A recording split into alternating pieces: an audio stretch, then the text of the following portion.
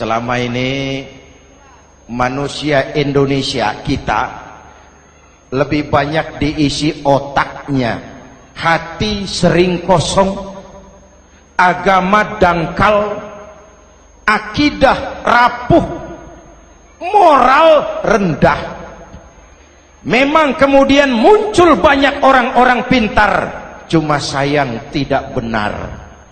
Indonesia kita bangkrut, Indonesia kita terpuruk, Indonesia kita sakit parah kalau diurus orang yang cuma pintar tapi tidak benar. Kita perlu orang-orang pintar, tapi kita lebih perlu orang benar. Jelas? Kalau cuma pintar tapi tidak benar, itu yang sering saya sampaikan, nanti disuruh ngurus beras malah nimbun beras.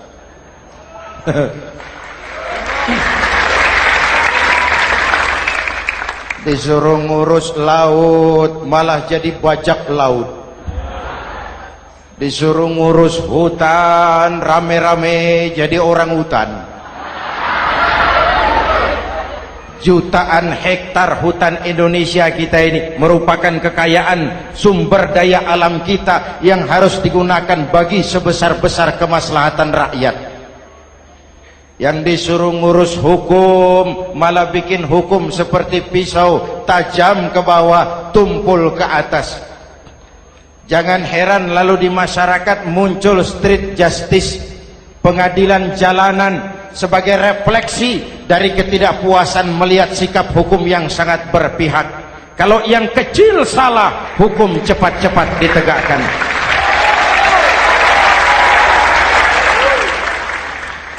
Lihat saja sekarang ini kalau orang terkenal banyak uang punya masalah, antri yang bela. Betul? Tapi saudara lihat si Marsinah di Jawa Timur, si Sengkon dan Karta di Jawa Barat, si Udin Bernas wartawan Jogja terseok-seok mencari keadilan, sampai hari ini urusannya masih remeng-remeng. Kenapa bisa begitu? Jawabannya sederhana, tidak ada fulus.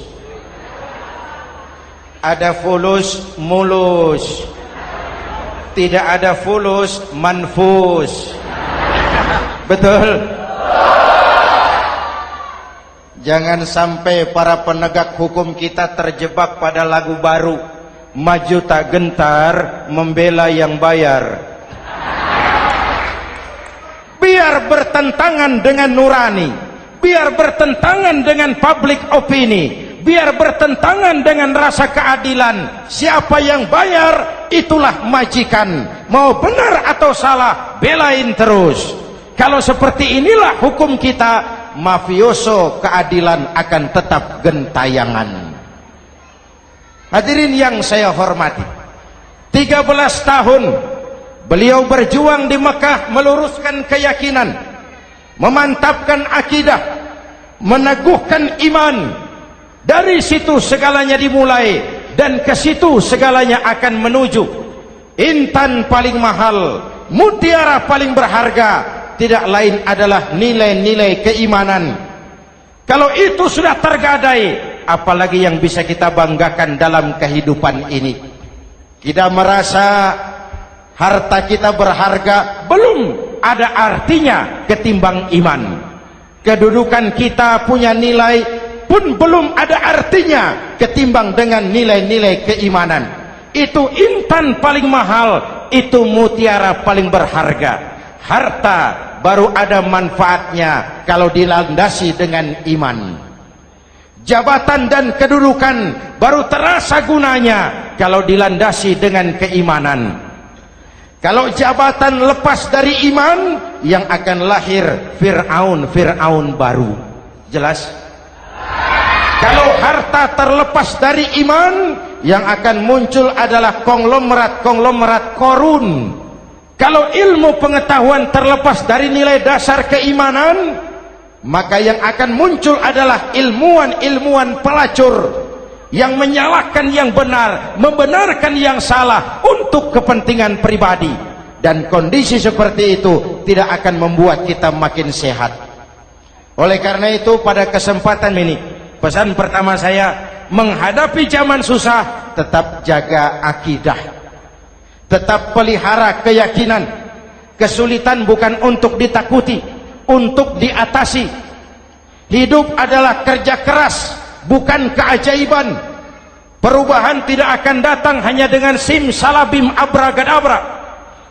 Perubahan tidak akan muncul hanya dengan berandai-andai. Perubahan tidak akan turun dari langit seperti turunnya embun di waktu malam.